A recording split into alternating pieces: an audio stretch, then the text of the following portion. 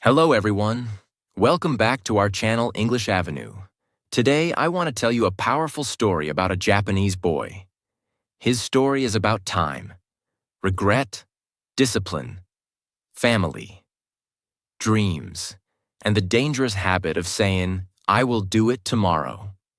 This topic is very important because many people are not destroyed by failure. They are destroyed by delay. They do not lose because they are weak. They lose because they wait too long. They say, "Tomorrow I will study. Tomorrow I will start. Tomorrow I will change. Tomorrow I will follow my dream. Tomorrow I will say sorry. Tomorrow I will become serious." But slowly, tomorrow becomes a habit. Then tomorrow becomes an excuse. Then tomorrow becomes a lie. And one day, people look back and realize they did not lose time in one big moment. They lost it in small delays every day. This story will show you why today matters. It will show you why one small action now is more powerful than 1,000 plans for tomorrow. So watch this story till the end. Because maybe this story will not only touch your heart, maybe it will wake you up. And if you are learning English, listen carefully. Repeat useful sentences. Feel the story. Understand the message. And practice English with this meaningful lesson. Part 1. The Boy Who Always Said Tomorrow. In a quiet town near Kyoto, Japan, there lived a boy named Haruto Mori. Haruto was 19 years old. He lived with his mother, father, and younger sister in a small traditional house. Behind their house, there was a narrow road. On one side of the road, there were old wooden homes. On the other side, there were cherry blossom trees. Every spring, pink flowers covered the street like soft snow. People came there to take pictures. Children ran under the trees. Old people walked slowly and smiled at the beauty of life. But Haruto rarely noticed it. He was always inside his room.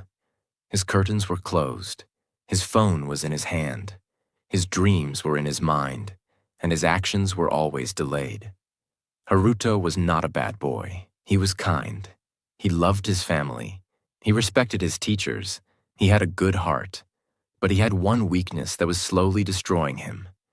He always said, "Tomorrow." If his mother said, "Haruto, please wake up early. You have to study," he replied, "Yes, mother. I will start tomorrow." If his father said, "Come to the shop and learn some responsibility," he replied, "Yes, father. I will help tomorrow." If his teacher said, "Your entrance exam is coming.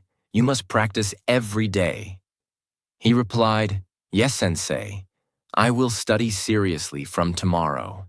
If his younger sister asked, "Brother, can you help me with homework?" he replied, "Not now, tomorrow." And if his grandfather called and said, "Haruto, visit me. I want to teach you something important," he smiled and said, "Yes, Grandpa, tomorrow, tomorrow, tomorrow, tomorrow." That word followed him everywhere. It looked small. It sounded harmless. But slowly, it became the biggest lie in his life. Haruto had a dream. He wanted to become an engineer. He loved machines, old watches, small tools, and anything that had hidden movement inside it. When he was a child, he used to open broken toys just to see how they worked. He used to ask questions like, "How does this move? Why does this sound happen? What is inside this machine?" His grandfather, Kenji Mori, loved that curiosity. Kenji was a clock repairer. For almost 50 years, he repaired clocks as watches in a small shop near the old market. His shop was not modern. There were no bright lights, no big board, no fancy decoration. Only wooden shelves, glass boxes, tiny tools, old clocks, and the sound of time. Tick, tick, tick. Every clock in that shop had a different sound. Some clocks were slow, some were fast, some were loud, some were soft, Some were broken and silent. But Kenji understood all of them. He used to say, "Every clock has a heart. You just need patience to hear it." When Haruto was small, he spent hours in that shop. He watched his grandfather open old watches with careful hands. He watched him clean tiny wheels. He watched him fix broken springs. He watched him bring dead clocks back to life. To little Haruto, his grandfather looked like a magician of time. But as Haruto grew older, he changed. He stopped visiting the shop. He stopped asking questions. He stopped practicing. He started spending more time on his phone. He watched videos about success, discipline, study routines, fitness, business, motivation, and dreams. But he did not take action. He saved videos but never used them. He made plans but never followed them. He wrote goals but never worked on them. Every night he felt guilty. Every night he promised himself, "Tomorrow will be different.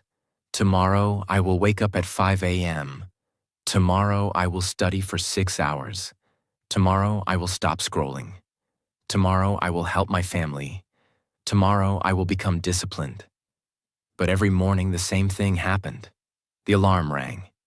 Haruto opened his eyes. He felt tired. He said, "Just 5 more minutes." 5 minutes became 30 minutes. 30 minutes became 1 hour. Then the whole day became weak. He delayed one task, then another, then another. By night, he felt heavy again. He looked at himself in the mirror and whispered, "Why am I like this?" Deep inside, Haruto knew he was wasting time, but he did not want to accept it, because accepting the truth would mean he had to change, and change felt difficult. So he comforted himself with tomorrow. One evening, Haruto's father entered his room. His father was a quiet man. He worked hard in a small family store.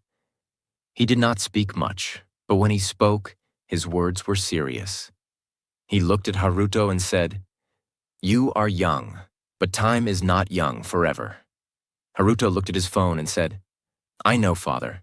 I will become serious soon." His father asked, "When?" Haruto said, "Tomorrow."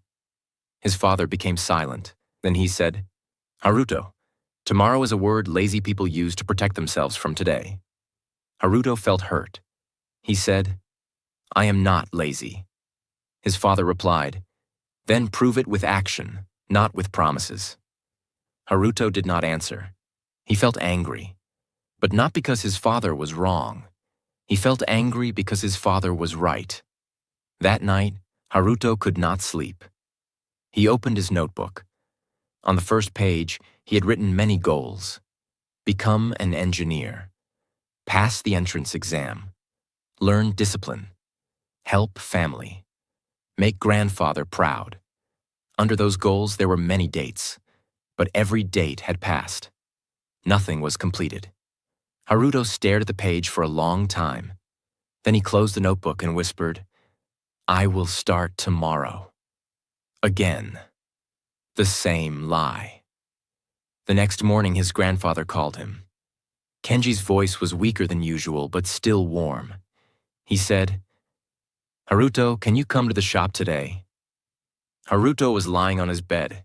He was scrolling through his phone. He replied, "Today? I have some work, Grandpa." Kenji laughed softly. "What work?" Haruto looked at his empty desk, his closed books, his unfinished plans, his wasted morning. Then he said, "Study work." Kenji stayed silent for a moment. Then he said, "I see. Then come tomorrow. I want to show you something." Haruto smiled. "Yes, Grandpa, I will come tomorrow." Kenji said quietly, "You always say tomorrow." Haruto laughed a little. "I promise, Grandpa, tomorrow I will come." Kenji did not laugh this time. He only said, "Be careful, Haruto. Sometimes tomorrow does not wait for us." Haruto heard the words, but he did not feel their weight. He said, "Okay, Grandpa, see you tomorrow." Then he ended the call. That day, Haruto planned to study, but first, he checked one video, then another, then messages, then games, then social media. Then he felt hungry. Then he felt sleepy. Then his friends called him outside. By evening, the day was gone. At night, he remembered his grandfather. He thought, "I should have gone today." Then he relaxed himself. "It is okay. I will go tomorrow." But tomorrow morning, it rained heavily. Haruto looked outside and said, "The weather is bad. I will go later." Later became evening. Evening became night. Again, he did not go. The next day, he woke up late. Then he felt embarrassed to call his grandfather. He thought, "I already delayed 2 days. What will Grandpa think?" So he avoided the call. This is how delay works. First, you delay action. Then you feel guilt. Then guilt makes you avoid the person or the task. Then avoidance creates more delay. And slowly, one small delay becomes a wall. 3 days passed. Haruto did not visit his grandfather. He wanted to go. He really wanted to. But wanting without action is only imagination. On the 4th morning, Haruto's mother opened his room door. Her face looked different. Her eyes were red. Her voice was shaking. She said, "Haruto, get ready quickly." Haruto sat up. "What happened?" His mother said. "Your grandfather is in the hospital." For a moment, everything became silent. The phone in Haruto's hand felt heavy. His heart started beating fast. He stood up and asked, "Is he okay?" His mother did not answer. She only said, "Hurry." Haruto ran.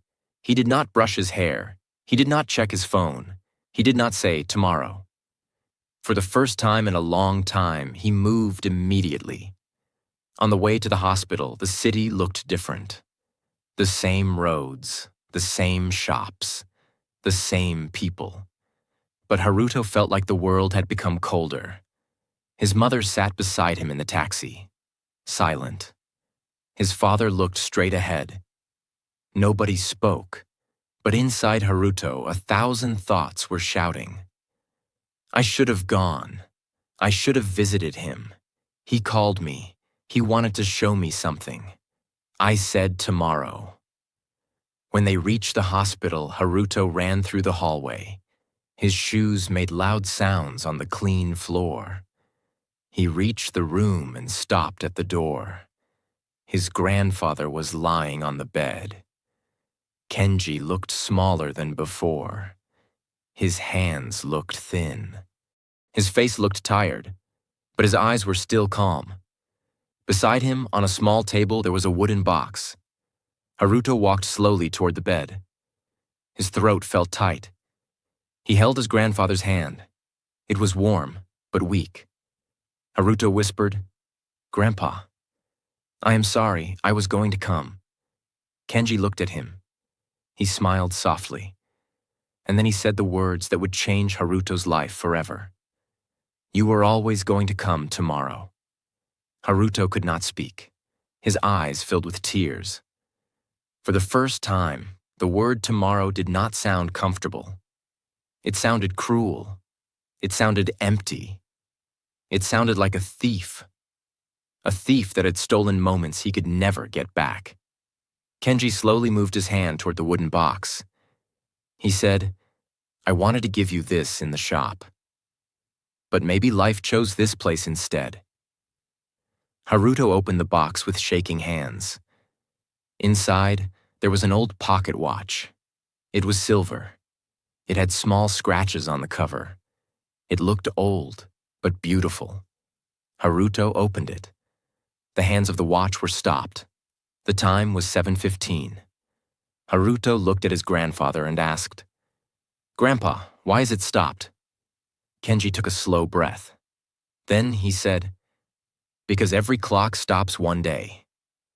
Haruto looked down at the watch. Kenji continued, "But before it stops, it gives us something." Haruto whispered, "What?" Kenji looked into his eyes and said, "A chance." Haruto held the watch tightly. Kenji's voice became softer. "Life is not lived in tomorrow, Haruto. Life is lived in today. Yesterday has already left. Tomorrow has not arrived. Today is the only place where your hands can work, your mouth can speak, your heart can love, and your life can change." Haruto began to cry. Kenji continued, "If you love someone, do not wait too long to show it.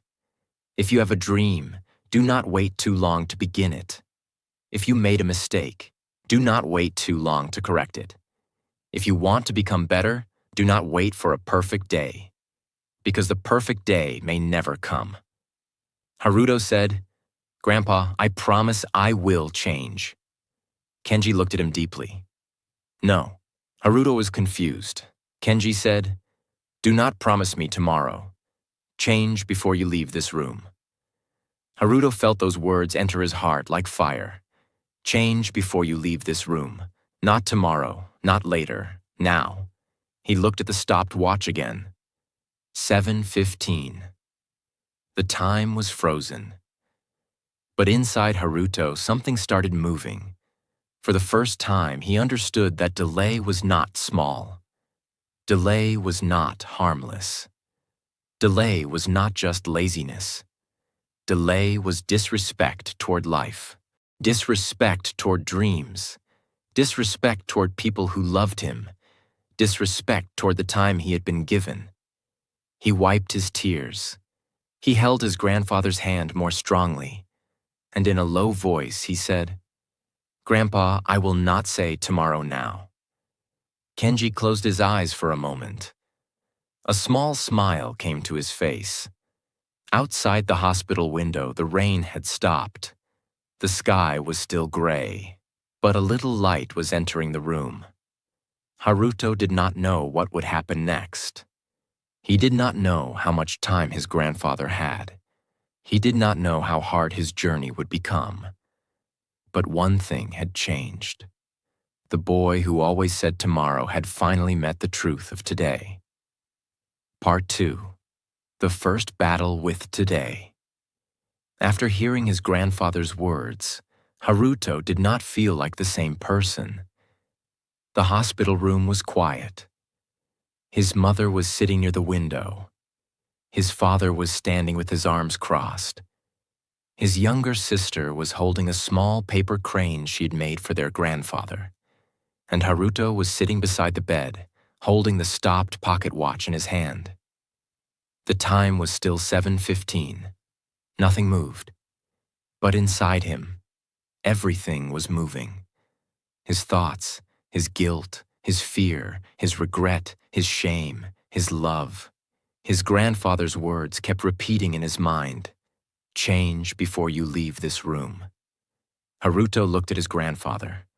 Kenji's eyes were closed now. He was resting. His breathing was slow. Haruto wanted to say many things. He wanted to say, "I am sorry. I wasted time. I should have visited you. I should have listened. I should have been better." But this time, he understood something. Words were not enough. For years, he had used words, promises, plans, excuses, tomorrow, soon, later, one day. But words without action had made him weak. So Haruto asked himself, what can I do today? Not tomorrow, today. This question was new for him. Before, whenever life became difficult, he escaped into tomorrow. But now he had to face today. He opened his phone. Usually, his phone was a place of distraction, games, videos, messages, endless scrolling. But now, the phone felt different. It felt like a mirror showing him how much time he had lost. He opened his messages and typed to his teacher. "Sensei, I am sorry, I have not studied seriously, but I want to start today. Please send me one practice paper, I will complete it." His finger stopped before pressing send. A voice inside him said, "Do it later. What if your teacher thinks you are irresponsible? What if it is too late? What if you fail?" Haruto closed his eyes. Then he looked at the watch. 7:15. He pressed send. It was a small action. Very small. But for Haruto, it felt like breaking a chain. A few minutes later, his teacher replied, "Good. Start with one paper. Do not think about everything. Begin with today." Haruto read the message again and again. Begin with today. The words felt simple, but they were heavy with truth. Then he opened his games folder. His thumb moved slowly. He deleted one game, then another, then another. He did not delete everything because he suddenly became perfect. No. He deleted them because he knew they had become hiding places. Every time he felt pressure, he escaped there. Every time he felt guilty, he escaped there. Every time he did not want to face himself, he escaped there.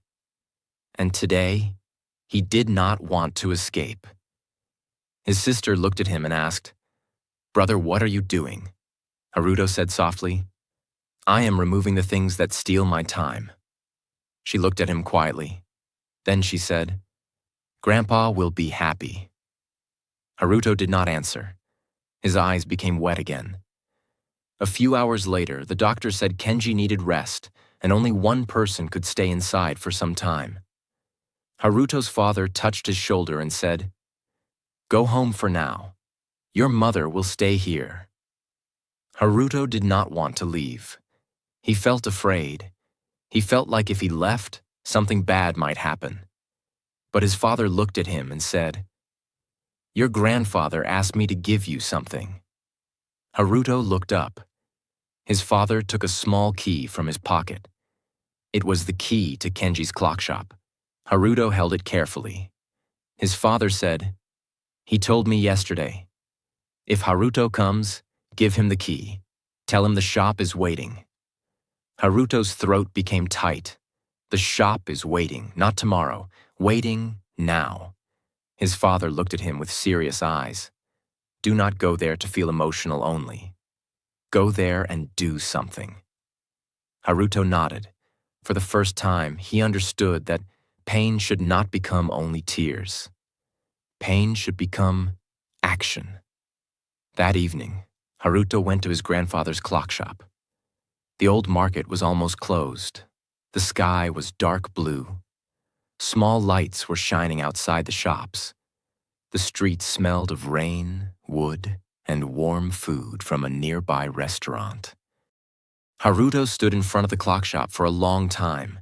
The signboard was old. Mori Clock Repair. He had seen this board many times in childhood.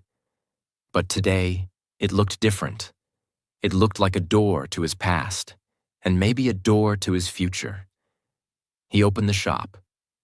A soft bell rang. Inside, the air was still. The shelves were full of clocks. Some were ticking. Some were silent. Some were open on the table with small screws beside them. Some were waiting to be repaired. The whole shop sounded alive. Tick, tick, tick, tick. It felt like time itself was speaking. Haruto turned on the light. Dust was on the table. A cloth was hanging on a chair. His grandfather's tools were arranged carefully. Tiny screwdrivers, small brushes, metal parts, magnifying glass, oil, old notebooks. Everything had a place. Everything had discipline. Haruto looked at the workbench and felt ashamed. His grandfather had spent his life repairing time, and Haruto had spent years wasting it. On the table, there was an envelope. His name was written on it. Haruto opened it slowly. Inside, there was a note from Kenji.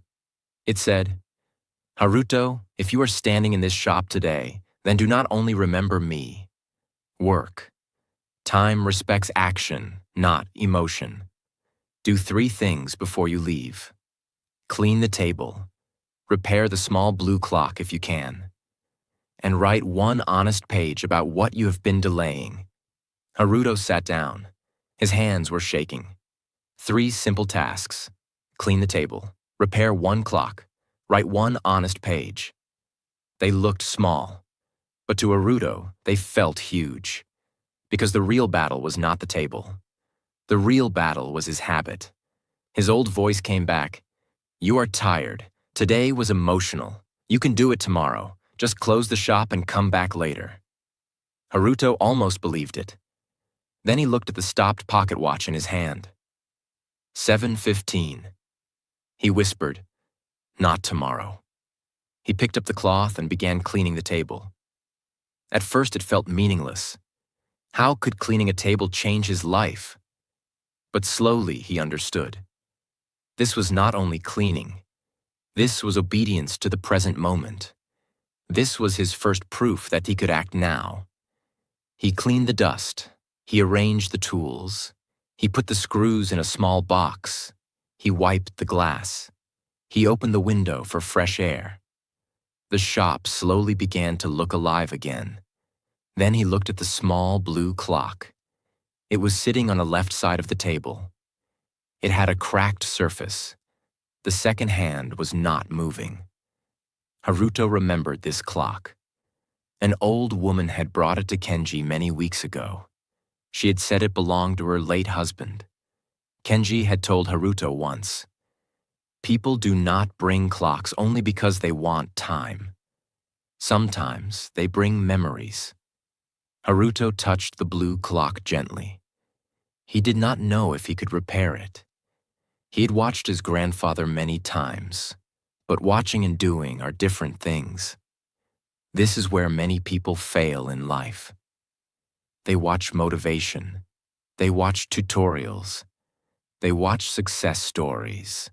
They watch other people doing difficult things. But when their own hands must move, they become afraid. Haruto was afraid too. He opened one of Kenji's old notebooks. There were drawings of clock parts, instructions, small warnings, notes written in careful handwriting. Haruto read slowly. Then he opened the back of the blue clock. Tiny parts appeared inside. Wheels, springs, screws, a small world of movement. He tried to understand it, but it was confusing. He made one mistake, then another. A screw fell on the floor. He searched for it for 10 minutes. His back hurt. His eyes felt tired.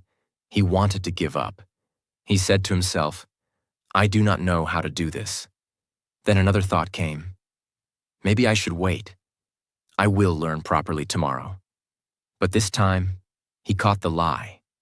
Tomorrow was trying to enter again, not loudly, softly, comfortably, like an old friend. But Haruto now knew the truth. Tomorrow was not always a friend. Sometimes tomorrow was a thief wearing a friendly face. So he stayed. He read again. He tried again. He failed again. He adjusted one small wheel. Nothing happened. He cleaned a tiny part. Nothing happened. He moved the spring carefully. Still nothing. An hour passed. Then 2 hours. The shop became quiet outside. Most people had gone home. Haruto was alone with the clocks. For the first time in his life, he was not searching for entertainment. He was not checking his phone. He was not escaping. He was focused. Completely focused. His mind was tired, but his heart was awake. Then suddenly, after one small adjustment, the blue clock made a tiny sound. Tick. Haruto froze. Then another sound came. Tick, then another. Tick. The second hand began to move. Slowly, weakly, but it moved. Haruto stared at it. His eyes filled with tears. It was not a perfect repair. The clock was still old. The glass was still cracked. The sound was not smooth. But it was moving. And in that moment, Haruto felt like the clock was not the only thing being repaired. Something inside him had also started moving again. He whispered, "I started today." This was the first time he felt real pride. Not the pride that comes from showing off. Not the pride that comes from praise. But the quiet pride that comes when you keep a promise to yourself. Then Haruto took out his notebook. He remembered the third task. Write one honest page about what you have been delaying. At first, he did not know what to write. Then the word slowly came. I delayed studying because I was afraid to fail. I delayed visiting Grandpa because I thought he would always be there. I delayed helping my father because responsibility felt heavy. I delayed my dream because dreaming was easier than working. I delayed discipline because comfort was easier than pain. I delayed change because I wanted the result without the struggle. He stopped writing. His hand was shaking. He had never spoken so honestly to himself before. Then he wrote one more line. I was not waiting for tomorrow. I was hiding from today. That sentence broke him. He put the pen down and covered his face. He cried silently in the shop, not like a child crying for attention, but like a person finally meeting himself. For years he had blamed time. He said, I do not have enough time. I will do it when I have time. I will start at the right time. But now he understood. The problem was not time. The problem was his relationship with time. He used time like it was endless. He treated today like it was ordinary. He treated tomorrow like it was guaranteed. And he treated his own life like it could wait. That night, Haruto stayed in the shop until late. Before leaving, he placed the blue clock on the clean table. It was still ticking. Then he took the practice paper his teacher had sent and printed it from a small printer in the shop. He sat down again. He did not want to study. His mind was tired. His heart was heavy. But he remembered his grandfather's note. Time respects action, not emotion. So he studied for 30 minutes. Only 30 minutes. He answered some questions wrongly. He did not understand everything. He felt slow. But this time, he did not hate himself. He did not say, I will become perfect tomorrow. He only said, I have started today. When he returned home, it was late. His father was waiting near the door. He looked at Haruto's tired face and asked, Did you go to the shop? Haruto nodded. His father asked, Did you do anything? Haruto showed him his notebook. His father read the honest page. He did not smile. He did not praise too much. He only closed the notebook and said, This is the first real thing you have written. Haruto understood. Real change does not need big words. It needs truth. That night, Haruto did not sleep easily. His heart was full. He thought about his grandfather. He thought about the clock. He thought about all the days he had wasted. But he also felt something new. A small light. A small strength. A small belief. Maybe he was not finished. Maybe he could still change. Maybe his life had not ended in delay. Maybe today could still become the beginning. The next morning, Haruto woke up before the alarm. Not because he had become perfectly disciplined, but because something inside him was awake. He looked at the pocket watch beside his bed. 7:15. Still stopped. Still silent. Still teaching. He sat up and asked himself the question his grandfather had planted inside him. What is one thing I must not delay today? He opened his notebook and wrote the answer. Visit Grandpa, study 1 hour, repair 1 more clock. 3 actions, small, simple, possible. But for Haruto, they were no longer ordinary tasks. They were proof that he was choosing life. He washed his face, he cleaned his desk, he opened his book, and for the first time, he did not wait for motivation. He began. That morning, Haruto learned one of the deepest lessons of his life. The first battle is not against the world. It is against the part of you that always wants to delay. And if you can win one small battle today, you can slowly change your whole life. Part 3. The daytime became real. The next morning, Haruto went to the hospital. His grandfather Kenji was awake, looking out of the window. Haruto sat beside him and said, "Grandpa, I went to the shop. I cleaned the table. I repaired the small blue clock. And I wrote the honest page." Kenji looked at him and asked, "What did you learn?" Haruto looked down and said, "I learned that I was not only lazy.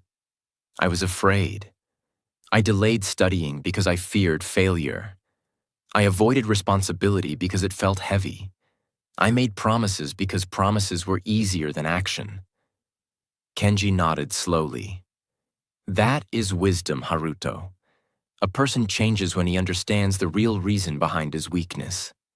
Then Kenji said, "Delay slowly steals life.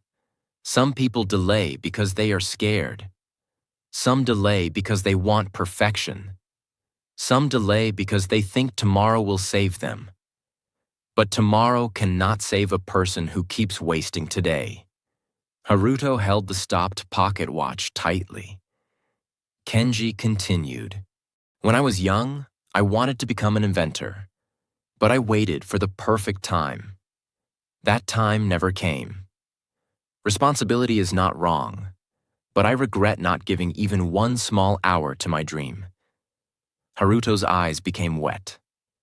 Kenji held his hand and said, "Life does not ask you to do everything today. It only asks you not to betray today."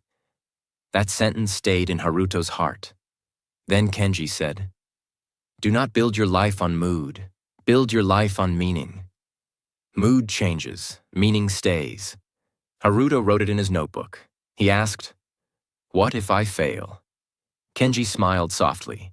"Then fail today and learn today. Failure gives lessons. Delay gives regret." Before Haruto left, Kenji said, "Go to the old temple road. Remember the boy you were before fear entered your heart." That afternoon, Haruto went there. He remembered his childhood. He remembered running with a wooden airplane. He remembered wanting to build machines. He remembered believing life was full of possibilities. Then he sat on the temple steps and wrote, "What will I become if I keep living like this?" His answer was simple, a man full of regret. Then he wrote, "What can I become if I start today?" He answered, "A disciplined man, a useful man, a man who does not waste his life." On his way home, Haruto saw a little boy crying because his paper airplane had fallen into water.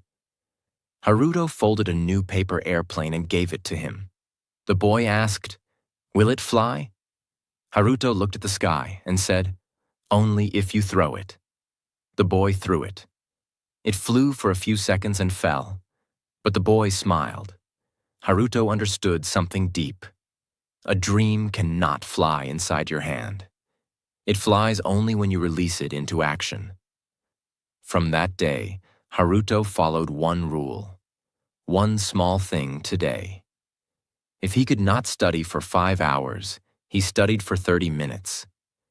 If he could not repair a difficult clock, he cleaned the parts. If he could not fix his whole life, he fixed one habit. But one night, the hospital called. Kenji's condition had become worse. Haruto ran through the rain. This time, he did not wait. When he reached the room, Kenji was very weak. Kenji whispered, "Did you go to the shop?"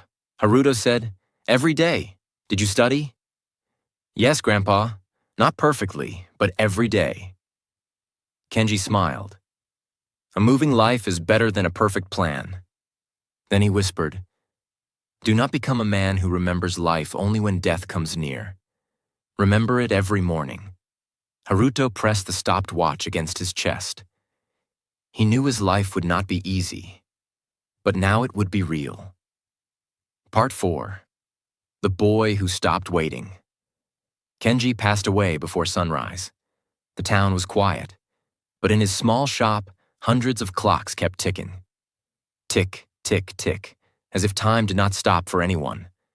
At the funeral, Many people came.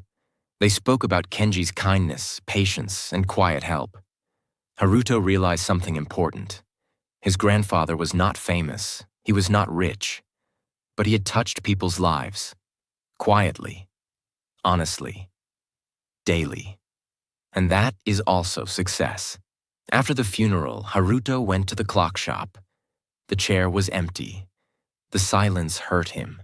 He cried for the calls he delayed, for the visits he missed, for the time he wasted. Then he stood up, placed the stopped watch on the table, and said, "I will not waste what you left inside me." From that day, Haruto changed. Not perfectly, but seriously. He woke up early. He studied every day. He repaired clocks after school. He helped his family. And every night he wrote one question: what did I do today that my future self will thank me for? His answers were small. I studied. I repaired one part. I helped my sister. I did not quit. Small actions became small victories. And small victories became a new life. Months later, Haruto took his entrance exam. He was nervous, but he had prepared honestly. When the result came, he passed. Not with the highest score, but he passed. That evening, he placed the result paper beside the stopped watch and whispered, "Grandpa, I started." Years passed. Haruto became an engineering student. He still repaired old clocks during holidays. Some students laughed and said, "Why repair old clocks? The world is digital now."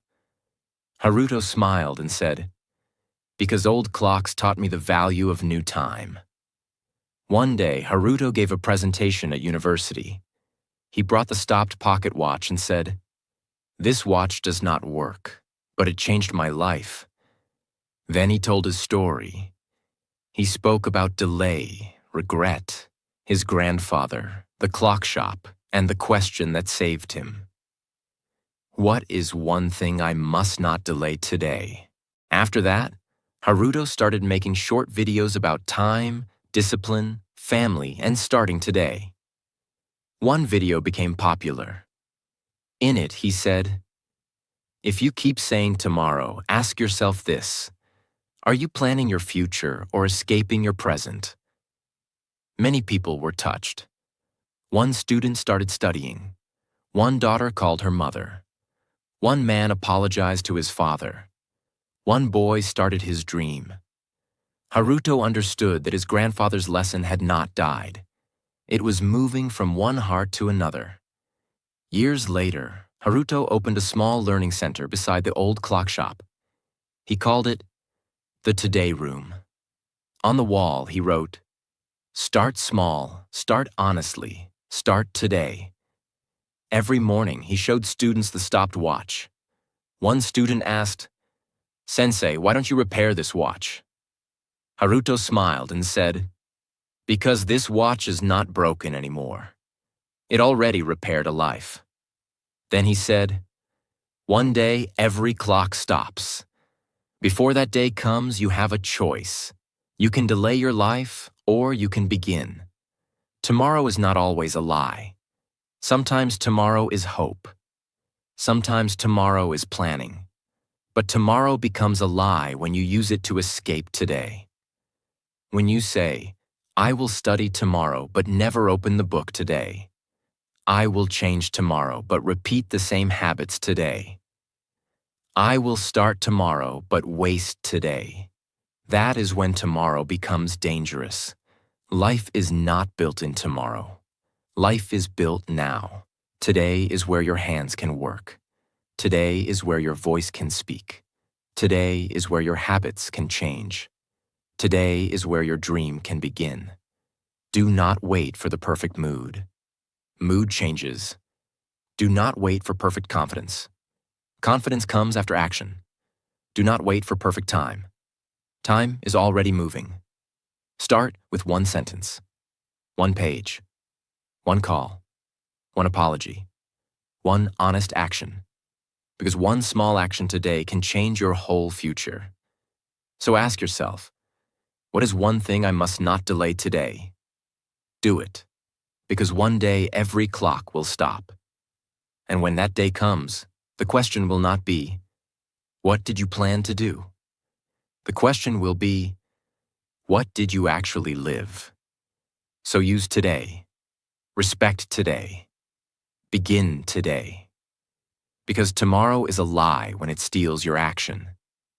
But today is truth. Today is power. Today is life.